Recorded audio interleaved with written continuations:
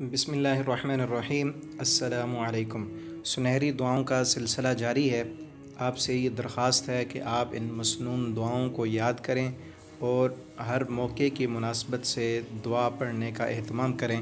آپ کی زندگی کی تمام مشکلات پریشانیاں دور ہوں گی اور آپ ہر قسم کے شیطانی جناتی اثرات سے، جادو ٹونے سے محفوظ رہیں گے۔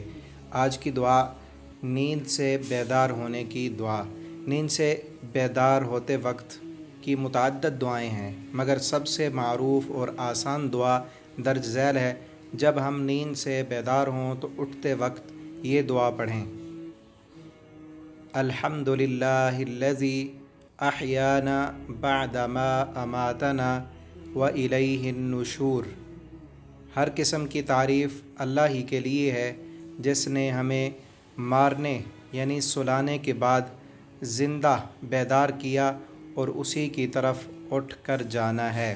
صحیح البخاری حدیث نمبر 6312۔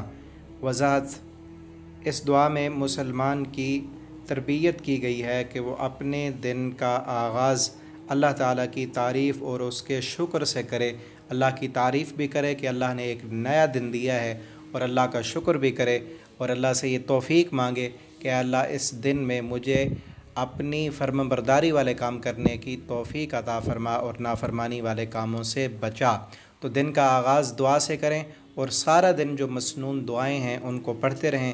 ہم انشاءاللہ مسنون دعائیں جو رسول اللہ صلی اللہ علیہ وسلم پڑھا کرتے تھے وہ آپ کو بتلائیں گے۔ اٹھنے کے بعد آپ جب بیت الخلاء میں جاتے کون سی دعا پڑھتے، واپس آتے کون سی پڑھتے، وضو کرتے وقت کون سی دعا پڑھتے، سارے دن کے معمولات میں پیارے پیغمبر صلی اللہ علیہ وسلم جو دعائیں پڑھا کرتے تھے ہم آپ کو ایک ایک کر کے وہ بتائیں گے۔ آپ ان دعاؤں کو سنیں، یاد کریں، اپنے بچوں کو بھی یاد کرائیں، اپنے دوستوں کے ساتھ شیئر کریں۔ اللہ رب العالمین ہمیں ان مسنون دعاؤں کو پڑھنے کی توفیق دے۔ آج یہی وجہ ہے جادو ٹونے اثرات، یہ جناتی جو اثرات ہیں صرف اس وجہ سے ہوتے ہیں کہ جب ہم مسنون دعاؤں کا اہتمام نہیں کرتے۔ کوئی بڑے سے بڑا جادوگر آپ پہ جو مرضی کرنا چاہے، اگر آپ کا یہ کڑا مضبوط ہے، آپ مسنون دعائیں پڑھتے ہیں تو آپ کا پہرا مضبوط ہوگا، کسی قسم کا کوئی اثر نہیں ہوگا۔ اللہ ہمیں عمل کی توفیق دیں۔ والسلام علیکم ورحمۃ اللہ وبرکاتہ۔ میں اپنے نبی کے کوچے میں چلتا ہی گیا، چلتا